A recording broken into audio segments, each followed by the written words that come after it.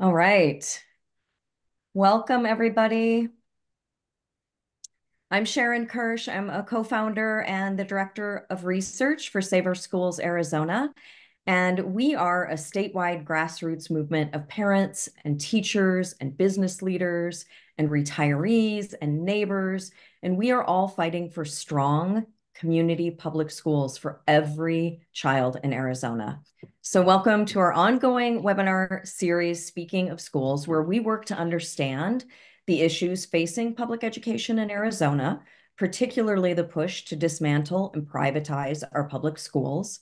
We've examined different ways that public funds or our taxpayer dollars are siphoned away from our public schools through ESA vouchers and tax credit vouchers. And today we are in conversation with Jennifer Berkshire and Jack Snyder to discuss their latest book, The Education Wars, a Citizen's Guide and Defense Manual. And I am really excited to talk with Jennifer and Jack about the education wars because this book will help us understand what the education wars are about, who's fighting, what's at stake, and what we can do to protect public education as a centerpiece of American democracy. So I'll begin by introducing our panelists. We will have a conversation. Those of you who are joining us on Facebook Live, feel free to put questions in the chat, and I'll do my best to work those into our conversation. So first, let me begin by introducing you to Jennifer Berkshire. She is a freelance journalist. She also teaches in the Boston College Prison Education Program and co-hosts the podcast, Have You Heard, with Jack Snyder. And Dr. Jack Snyder is the Dwight W. Allen Distinguished Professor of Education at the University of Massachusetts Amherst, where he directs the Center for Education Policy. And for years, these two have been working together to help us understand not just the challenges facing public education in the United States, but where these challenges come from, who's behind them, and maybe most importantly, what we can do about it. So welcome, both of you. Really appreciate you being here. Thank you for all that you've done, and really look forward to our conversation. Well, thanks so much for having us. And I think I speak for both Jack and I when I say that we just think the world of Save Our Schools Arizona. We have learned so much from all of you. Unfortunately, most of it bad. Well, most of it bad from your state, but we've learned some Right. some positive some Yeah. positive lessons about fighting back from your organization. Yes. Well, and it's one of the reasons that I love this book so much and really hope everybody has a chance to read it. And I really would like to start and then maybe end our conversation talking about education as a public good. So help us think a little bit about why the public and public education matters so much. So I'll start just by talking a little bit about what we argue in the book, and then Jack will step in and give us some broader context. But there's a reason that we began the chapter reclaiming education as a public good in Arizona. And we lean heavily on the lessons that Beth, who's just done amazing work for Save Our Schools Arizona, it was really like talking to Beth really helped me understand what's at stake in Arizona and what it looks like when there's really a radical effort to redefine education as the opposite of a public good. And we were talking about the ongoing battles over what people can use education savings accounts to pay for. And she explained to me that basically the concept is that anyone can now replicate the experience of school in their individual household. So whereas if Jack's daughter goes to school across the street from their house in Somerville, Massachusetts, there is, say, a music room that all the kids can use. There is a gym outside, or gym or a playground.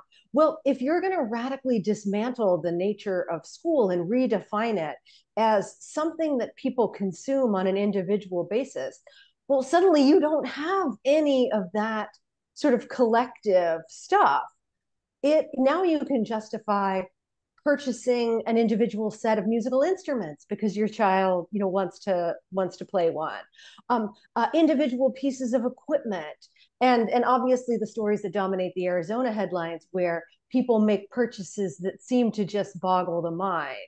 But so in many ways, we end the book with the argument that we need to reclaim education as a public good, but we lay out as the cautionary tale what it looks like when we only understand education as an experience, a product, and ultimately something that benefits only the individual. So there's really no point in either overseeing it, paying for it, et cetera, as a public. Now, Jack, we need you to give us some context about how we ended up in this crazy place.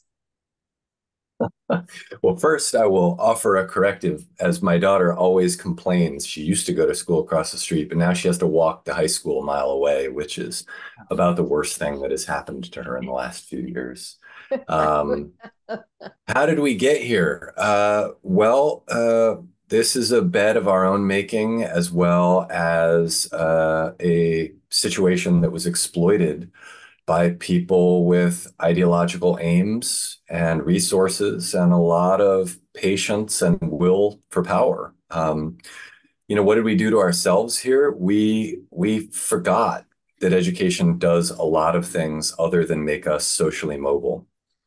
And that's not entirely on us, right? Our leaders have done nothing but talk to us about college and career readiness and the fact that if you want to succeed in the 21st century economy, then what you need to do is do well in school and get more education, perhaps, than you were planning to get for yourself. And so no wonder we have focused so singly as Americans on the utility of education for giving us an advantage in particularly in the jobs marketplace, but in any sort of social or economic competition. But of course, education does lots of other things, right? So the public schools, or common schools, as they were called by the founders of the public education system, and which had to be founded again and again in each of the states. So this was not a national project. This was a project that was led by people across, we weren't 50 states at the time, but anywhere from 13 to 35 states, and then eventually all 50, who believed that unless we were an educated populace, unless we were all relatively equally educated, that we would not be able to govern ourselves. We have always been a diverse democracy ever since our nation came into being, and we have only become more diverse over time, more inclusive. And, the extent to which we've become more democratic, we may have peaked a little while back, but but we'll see about that. That depends on all of us knowing that everybody in this country had access to a well-rounded education, not just one civics course in 8th grade, not just, a social studies education, but the whole gamut of what makes you a well-educated, well-rounded person.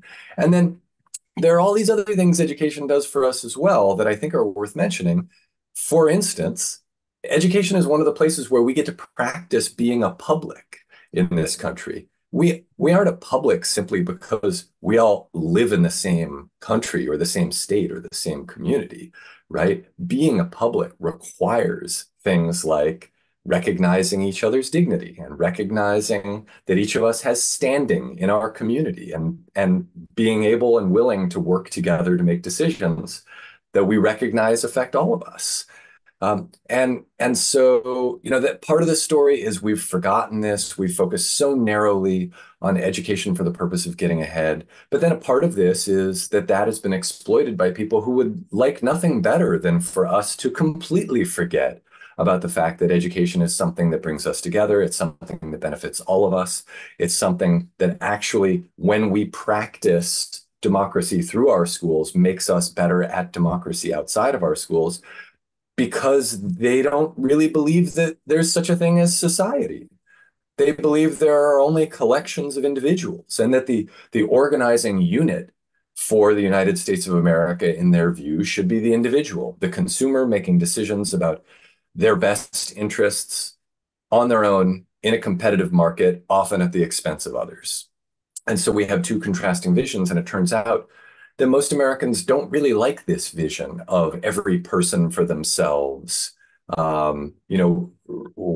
red in tooth and claw, right? Mhm. Where the things that we presently view as rights will become choices in a marketplace that we will have to compete against each other for. That's not a particularly attractive vision to most people. And so we've been living through the kind of coming out movement of this ideological group that has been working for 40 years to dismantle public education, and that is now actually really succeeding in lots of states. And it's, the fight's not over yet, right? So there's still time for us to come to our senses and realize what we have to lose here. Yes. Well, so let's think a little bit about how we went from your guys' first book, The Wolf at the Schoolhouse Door, to Education Wars, because I think the titles of your books alone kind of encapsulate much of what we as grassroots activists in Arizona have been experiencing since Safer Schools Arizona was founded 7 years ago. So 7 years ago, Arizona was the only state in the country to have ESA vouchers, a small ESA voucher program. Now Arizona has universal vouchers. It's bankrupting our state. But also in the last few years, 17 other states also have vouchers. Yeah. And 7 of those are universal vouchers. I mean, this has just exploded. So how have we gone from the wolf at the door to just this all-out war? Help us understand that. So looking back, I'm still really proud of how prescient we were in the first book.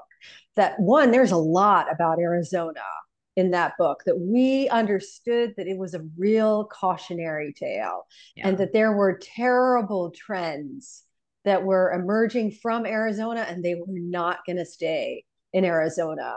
But I think we also correctly identified a lot of the sort of political forces that have people now widely understand. So I know you just did an event with Josh Cowan about his new book, The Privateers. Well, I hate to say we got there first, but but we were warning, hey, we've got this problem. We have all these enormously wealthy people in this country who have outsized political power, thanks to Citizens United, the Supreme Court case, which basically just ripped any limit off of the amount of influence that they could have. And it just happens that overwhelmingly these folks, the issue that they're most obsessed with is school choice. And we even talk about how somebody like a Betsy DeVos, that her complaint about the nature of public education in this country was just what Jack was laying out a few minutes ago, that she sees public schools as a fundamentally socialist undertaking. The fact that we pool our resources and pay for them, and anyone gets to go to them, and instead she would like to see that return to the individual, ideally for people to start paying for it themselves. Another way that I think that we were prescient in a way that I think is going to emerge sooner rather than later. But ultimately that this was going to turn out to have a lot more to do with religion and re-empowering the church against the state. And that was something that at the time nobody was really talking about. And so by the time our last book came out in paperback, we had to write a little a new preface. And it was already clear that these folks saw the pandemic and its fallout as the biggest opportunity that they had ever had. And fast forward to today, and it's not just that we've got the 17 states with vouchers. But, ALEC, the American Legislative Exchange Council, is publicly saying they're hoping to get to 25 states by 2025. Yeah. And so I think that the education wars is basically a follow-up to the Wolf, but also we wrote it with the understanding that more and more people understand how dire things are and that they want to do something about it. I'll be brief because this could be a very long story, but I don't want people to miss the fact that what's been happening in the past few years didn't come out of no place. That, you could begin telling this story in the 1960s when a small group of Republicans began to believe that the Republican Party actually had lost its way and needed to become much more oriented toward the free market.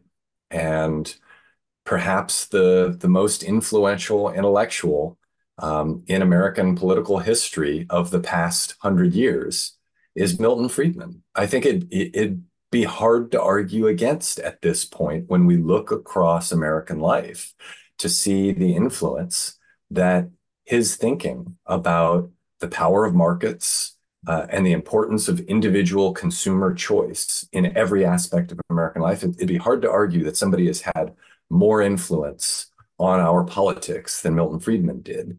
Barry Goldwater was a believer, right? But Barry Goldwater was ahead of his time. He was making the kinds of arguments we hear today about, 4 decades before people were ready. But by the time Ronald Reagan ran for president, right, people were starting to come around. And by the end of Reagan's presidency, there's real belief in the idea that the free market is an essential tool for not just, making decisions about what we're going to cook for dinner or what we're going to wear, but also how we're going to run society. It's important to note, though, that Reagan believed that schools should be run through the free market as well, and Americans still weren't ready for that idea. Reagan floated the idea of a national voucher, and basically every organized group in this country came out against it. And he moved on to other passions of his. I always like to note his passion for firing air traffic controllers.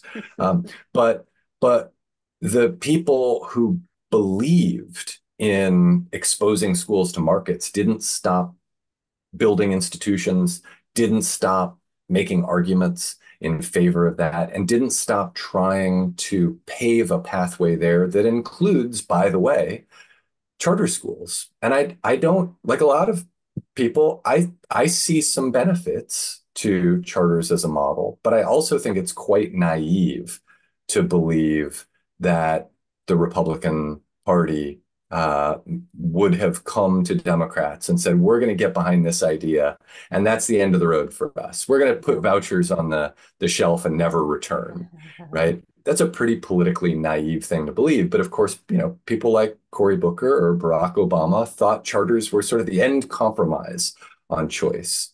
And so we arrive today at this moment with, more than half a century of free market ideology taking hold on the right, and at least 4, but really probably 5 decades of institution building organizations like Cato and Heritage and American Enterprise and Hoover, or at the state level, what is now known as the Goldwater Institute, or in other states, Mackinac, Heartland, et cetera.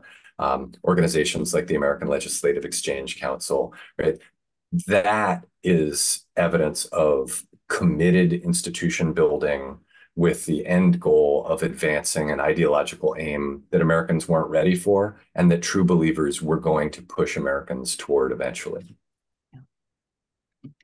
I think one of the things that we learned early on at Save Our Schools is just how willing they were to be very slow, very meticulous, very incremental. So for example, when vouchers came into Arizona, it was just a really small program, sold as a program for kids with special needs, really highly specialized needs.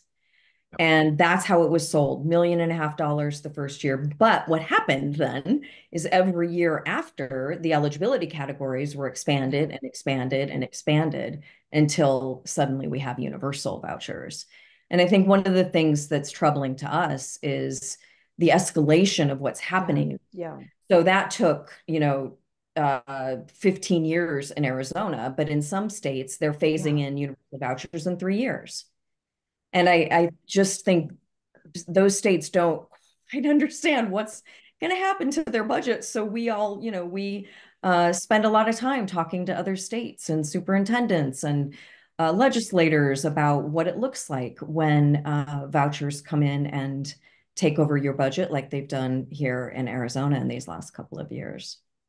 If people are really interested in learning more about this history, I thought Kara Fitzpatrick's book, The Death of Public Schools, where she, she goes through in agonizing detail the incremental way that they made this case. And so where Jack and I are both in New England, and the choice people recognized really early on that in rural parts of New England that are too unpopulated to be able to support, say, a high school, very different from what you're looking at in urban Arizona, where they pay to send kids to private schools, secular private schools. They recognized decades ago that that was an opportunity for them to wait till the time is right and then push to get the courts to say, actually, you have to pay for religious schooling too. And we've just seen the court decide in 3 different cases, all of which go all the way back to that early recognition they had of this opportunity in Maine and Vermont. So it's such patience. Yeah. Yeah. Well, so let's talk a little bit about the school culture wars. You mentioned Josh Cowan's book, The Privateers, how billionaires created a culture war and sold school vouchers. So he kind of marks this shift in strategy around 2020 when the national discourse really shifted. We saw a lot of talk about critical race theory, about DEI, diversity, equity, and inclusion, mask wars, groomers, COVID, the murder of George Floyd. And so we know that this moment was sort of heavily orchestrated by extremists on the right as part of their strategy to really undermine our belief in public education and public schools. So you all in the education wars point out that this has been around for decades. So help us understand a little more about the history of these culture wars and how this kind of seeming sudden obsession with race and gender and book bans has a kind of deeper history. Is it organic? Is it manufactured? Is it new? Give us some insight on that. I think one place where, wait, let me just say one thing and then I'm going to hand it over to you, Jack. Yes, a history question. But wait, I want to just preface it by saying that I think one place where we actually disagree with Josh is that we see a much older story. And my very favorite anecdote that we share in the book comes from historian Adam Lotz, whose name I just learned how to pronounce correctly. Adam is absolutely brilliant, and he taught us about this story in West Virginia. So it's the 1970s, and there's a brand new conservative think tank called the Heritage Foundation. And it happens that West Virginia is going through an earlier iteration of the school culture wars. People in Kanawha County are up in arms about a series of textbooks. They see in this textbook examples of secular humanism. They see mentions of multiculturalism. There is some feminism in there, and they are really unhappy because as they look around, they see all kinds of evidence that the kids are going bad. And that's what it always comes down to. The kids are disrespectful, they're smoking, they're engaging in public displays of affection, and their hair is now down to their collars. And so Heritage rushes to the scene and tries to convince parents to pull their kids out of the public schools and embrace school vouchers. And as it happened, Heritage was just, a little too early, right? They would put out these newsletters warning people that kids were learning about bestiality and cannibalism in the school. And, it at the time it didn't go anywhere. And so when you fast forward to the present and you see Heritage once again recognizing, oh, wow, our opportunity is here, and putting out papers that say the school choice movement needs to lean into the culture wars. That, the door that they've been waiting for has finally opened. And that door, Jack, you may now walk through. Well, as usual, we'll go deeper back in time because our fights over what should be taught in the schools and whose culture should be dominant are as old as the schools themselves, older than our public schools. And when we were creating these common schools, which again was the original name, which I think is quite evocative, 200 years ago, there was widespread recognition that if these schools were going to succeed at bringing Americans together and educating them in common, that they couldn't be advancing anybody's particular cultural agenda. And so, yes, there was prayer in school, but that wasn't considered controversial at the time. And once it becomes considered controversial, you actually see it leave the schools. And this is a recurring trend, right? Where there's a kind of push and pull, ebb and flow, where there will be a fight over culture, and we'll work through it. Sometimes we'll work through it just by burning up all of the hot air that's coming out of our mouths and not really settling anything and moving on. But you do see these periodic school wars over religion, over questions of politics and political leanings. So in the early 20th century, there are all sorts of controversies around progressive education. Is progressivism coming into the schools? Are these, radical leftists who are trying to get Americans to think about collectivism? So a very popular series of social studies textbooks authored by a professor from Columbia University ended up being banned. They were the most popular social studies textbooks in the country, and were banned because they seemed too leftist to many Americans. And of course, one of the things we're so good at is bringing our politics from outside of schools inside the schools, because schools do this thing that they were designed to do, and that's they create a kind of level playing field. We all have experience in the schools, and we are all co-governing our schools because they are our biggest democratic institution in this country. And we continue fighting over issues like religion, like race, like gender. None of these things are new. And what happens in story after story is that individuals end up paying the price for our political disagreements. But the institution is relatively unharmed because at the end of the day, what we're fighting over is control over the institution. We're not fighting to destroy the institution. And that's what's different right now, right? Yeah. Right now, we're fighting over whether or not there should be an institution. And that's what makes this culture war so particularly concerning. Not that prior culture wars weren't concerning.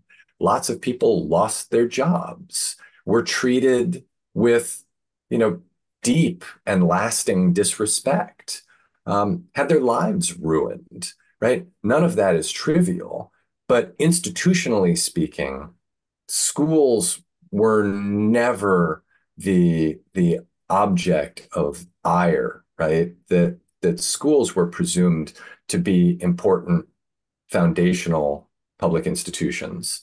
And the fight was over culture and cultural dominance. And right now, one of the things we need to watch out for is treating this like a regular culture war, wherein, you can fight fire with fire and not worry that the institution itself will be burned down. Because right now, that's exactly what those who would like to dismantle public education want, is for all of us to become completely disillusioned with the idea of sending our kids to school together. Yeah. And of publicly governing an institution where we all get a say in what it does. No way. Let's walk away, right? That's exactly what they want, is for us to be completely fed up with each other and walk in separate directions so that we can then begin receiving private school vouchers and sending our kids to schools that will advance our own idiosyncratic values. That's the end game. So I think you're speaking to this, but we've gotten a question. What's the ultimate goal of the privatizers? I mean, I think in a lot of ways you're seeing it in Arizona.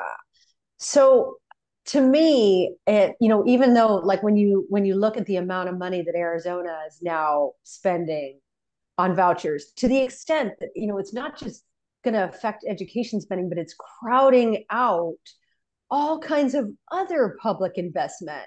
And so that big story that ProPublica did, where they mentioned that Arizona had to put on hold major investment in water infrastructure.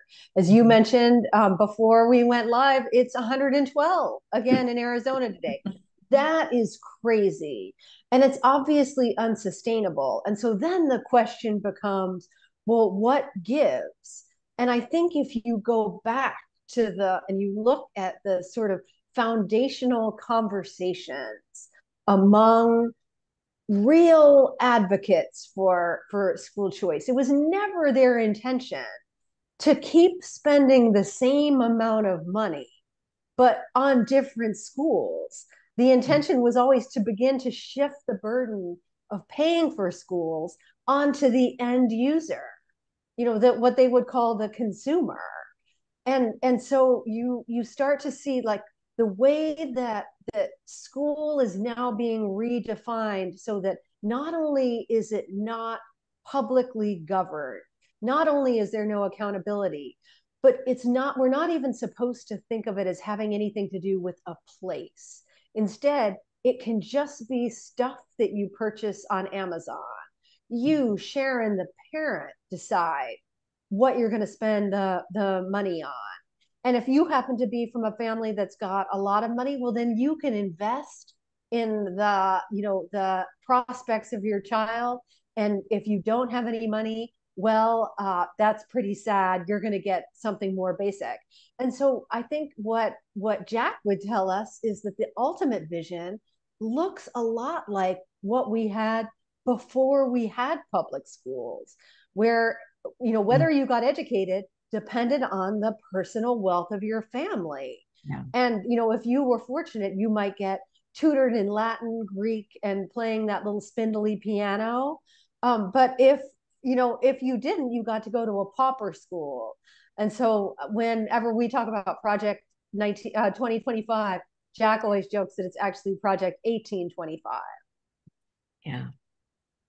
Yeah, I think that what Jennifer just described is exactly the end goal, and it may be just worth naming the components of this coherent ideological vision.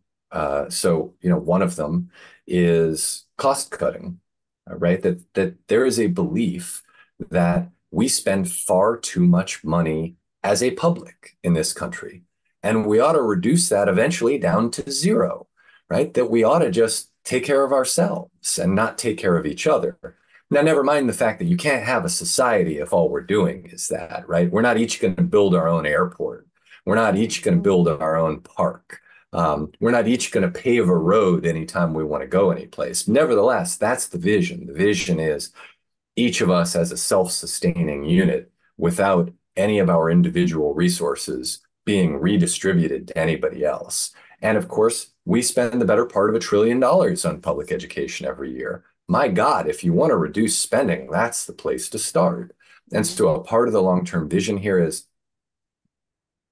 get people out of this mindset where we fund institutions. Because if that's the mindset, you can see immediately if there are problems.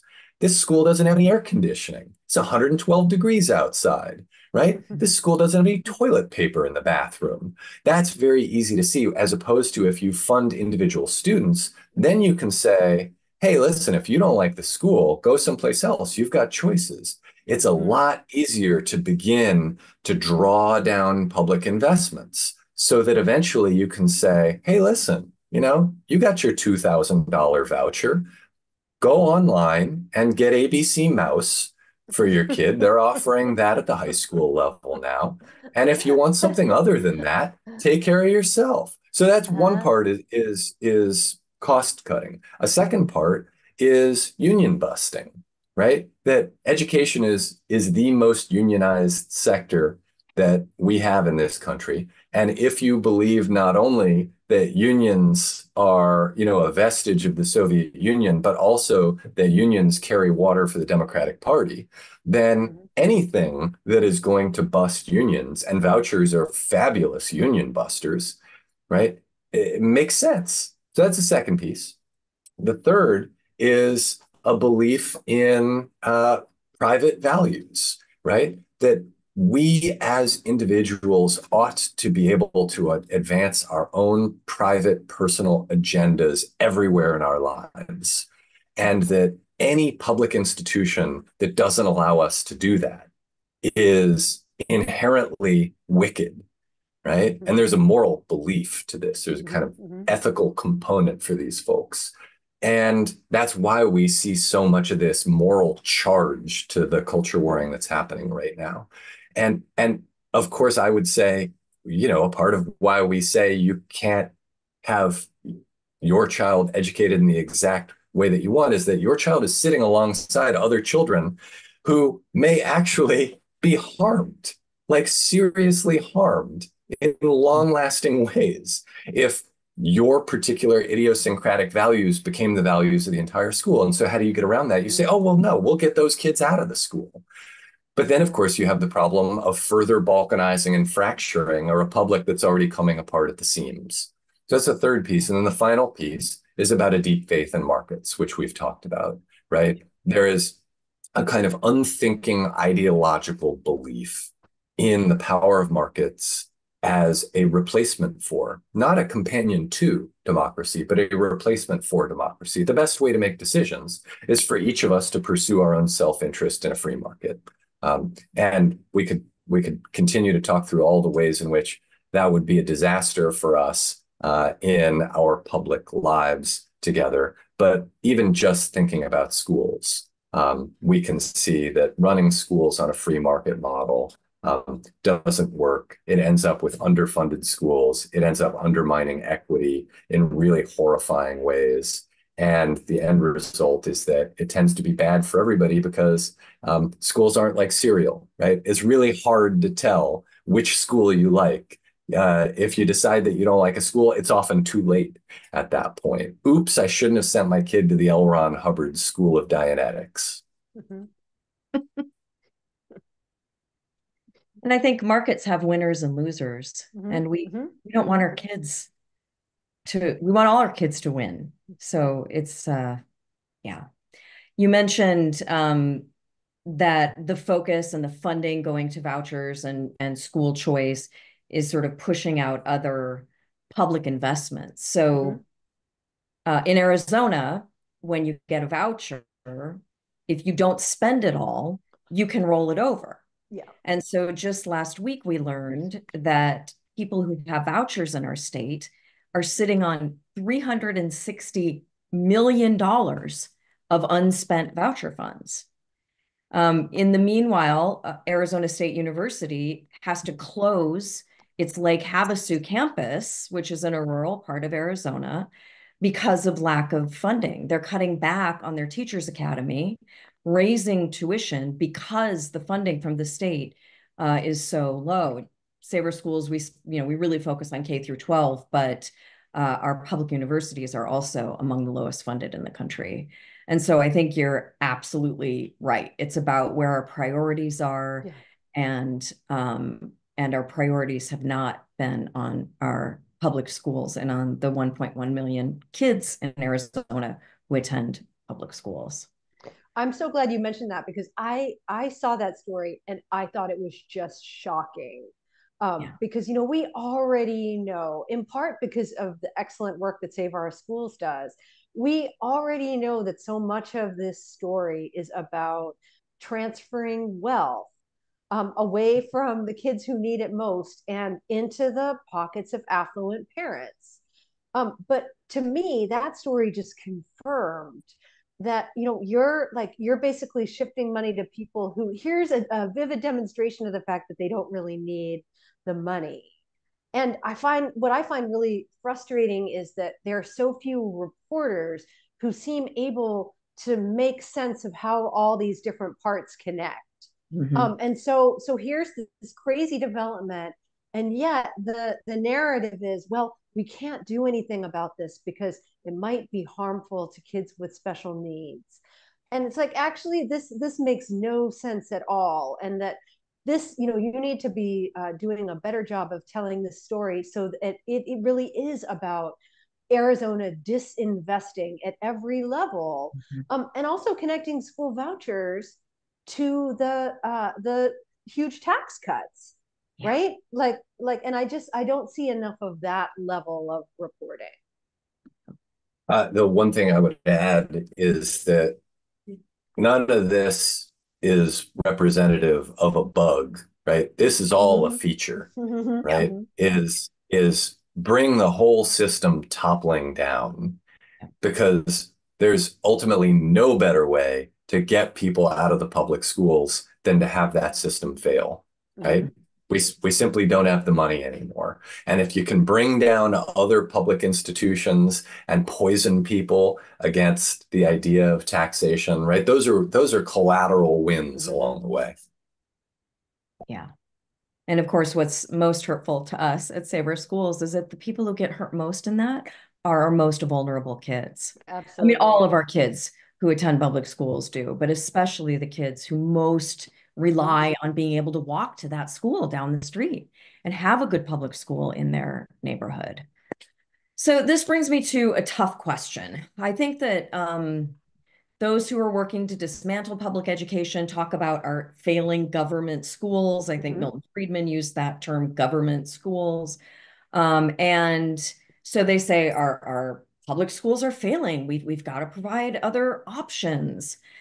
And so in Arizona, another study came out a couple of weeks ago saying that we're not just in the bottom 5, but we are 50th in Yeah. per pupil spending. And so that Yeah. means that per child in Arizona, we are $5,000 less than just the national average. Yeah. Not talking about you guys in Massachusetts, because it's Mm-hmm. a lot. The per pupil spending is much higher there. But in Arizona, it's $5,000 less per child. We have the second highest class sizes. We have among the lowest teacher pay. We have the highest teacher turnover.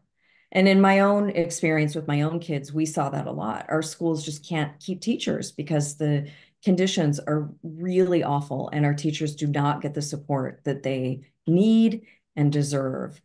And so, can you talk to us a little bit about what it means to defend public education, but not defend the status quo?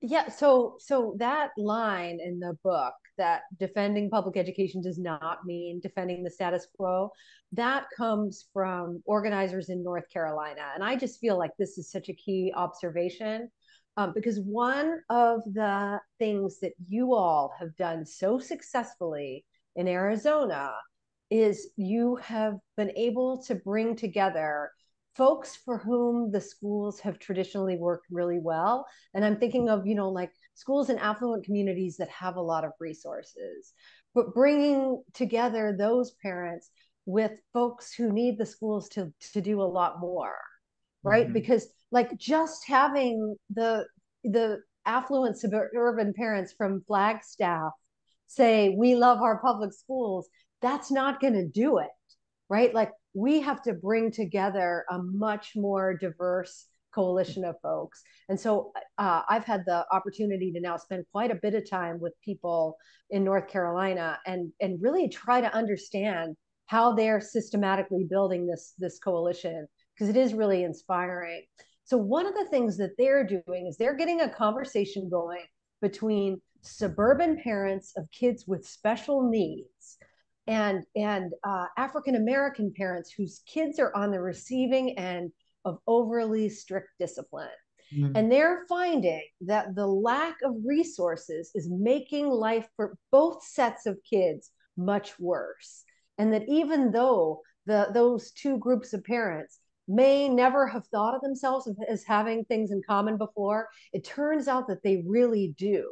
And that they both have a vision for making schools more humane, but that it starts with securing adequate funding, trained staff, and then also expanding the vision of what schools do beyond test prep, keeping kids quiet until they can take the test. And so I think, a lot of us who've been involved in public education advocacy work, we can get very defensive when we hear people start to talk about the various ways that schools are failing their kids. But by watching this incredible organizing work happen, I don't know, I'm finding it not just inspiring, but kind of liberating, that we're at a point where we can do both things. We can say that losing our public schools would be something that we can't recover from, but we also need them to be better.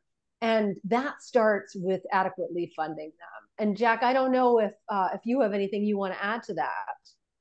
Always. Yeah, I think the most helpful way to think about this is to think about principles versus practices, right? That we need to stand up and defend the principles. The principles are how we got as far as we've gotten so far. Principles like inclusion, right? Principles like democratic decision making, principles like adequacy. Adequacy doesn't sound like it's going to set the world on fire, right? But the idea that every child will have an adequate education, that's a major promise. And it's in a majority of state constitutions. And that has been the promise that has gotten us the equal funding or the close to equal funding that Jennifer was just talking about, right? So principles like that are what we need to preserve and defend. Without those, right, we are in the wilderness when it comes to education. But practices, right, those principles are the very things that will allow us to improve our practices. They are what have allowed us in the past to improve our practices, right? The principle of equal treatment, for instance, right, is what got us to the point where we now can say we are outraged when students with disabilities are not getting everything that the law entitles them to. And by the way, it is the law, right? It's not a choice that they shop for in a free market. And if it's not available, too bad, so sad, right? That's a right.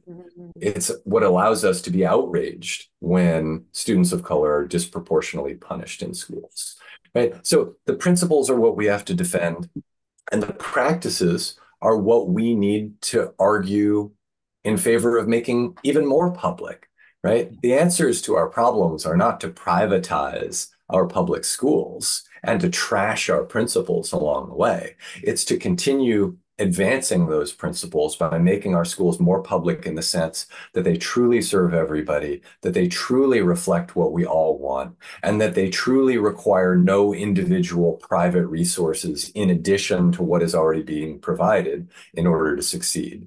That's a vision that we can all get behind. Yeah. So let's wrap up talking a little bit about some of the things you guys bring up at the end of the book. You talk about democracy is not a spectator sport, and that this isn't just a fight for our public schools. It is also a fight for our democracy. And Save Our Schools has been on the front lines for 7 long years, and we've seen a lot of defeats along the way. Some successes, but our massive network of volunteers keeps growing, keeps going, knowing that the battle is worth the fight. So how can we continue to reclaim education as a public good? How can grassroots organizations win this war? once and for all. Tell us, I'm please. I've been so impressed, following along as you all have expanded your network and just seeing those incredible pictures every time that you're out in a community knocking on doors and talking to people about this stuff. And to me, that's really one of the big lessons that, as I travel around to places like North Carolina or Wisconsin, where I'm headed on Tuesday, the level of organizing around public education is absolutely incredible because, like, that is something that people understand, that, in many ways, like these abstract ideological arguments that we spend so much time on, when we're arguing about the who's going to be the next president, that can feel so far away. But when it comes to something like school funding or what's happening at the school board, people get that. Mm-hmm.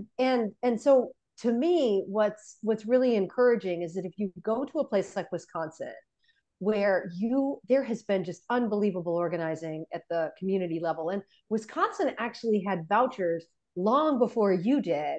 It's Mm-hmm. just that the expansion has been taken a lot longer. But the plan is for the cap to come off this year.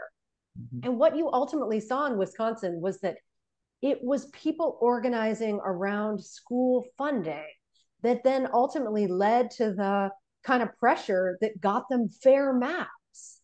And, that's a story that we don't hear a lot of the time, because in a lot of these states, they're also dealing with intensely gerrymandered legislatures. That's what enables the people in your state houses, including in Arizona, to keep passing really unpopular policies, so that, you guys go to the polls in 2018, you overwhelmingly reject vouchers, and then your legislature comes back and says, well, actually, you're getting them anyway, and we're going to make it even bigger. And so, ultimately, I really think that it's the local organizing that's going to make that kind of political abuse impossible. And I think we're going to see it next in Arizona. Yeah, I think for me, what it comes down to is, do you want to be more polarized and more balkanized and more fractured and more fragmented, or not? And if the answer is the latter, right? If you want to begin rebuilding and working on restoring trust and working on restoring our recognition of each other as co-equals in a society where we all have rights and we all govern together, then that has to happen someplace. It has to happen someplace where we all come together. It has to happen someplace where we all spend enough time together that even if we don't like each other, and even if we abhor each other's political ideologies or whatever ideas we have about how to run schools, that we do recognize the dignity in each other, right? So I think there is a powerful story that we can tell about this bedrock foundational institution in our democracy that we so often and for so long have taken for granted, as a key in building back our sense of ourselves as a public. And as we do that, right, I think we can imagine together not just the kind of society that we all want to live in, but the kind of schools that we want to send our kids to. And there's a lot of room for agreement there. And when I say our kids, right, I mean all of us, because we all pay for public education. It is a public project, like roads and bridges. And so I think that one of the things that we can do as advocates for an educational system that serves everybody, right, all of us in this country, is remind people that that is one of the strongest, and has always been one of the strongest places in our society where we can do that work of meeting each other across differences and of working together to try to build something that we all agree would not just be good for young people, but would be good for all of us. Yeah.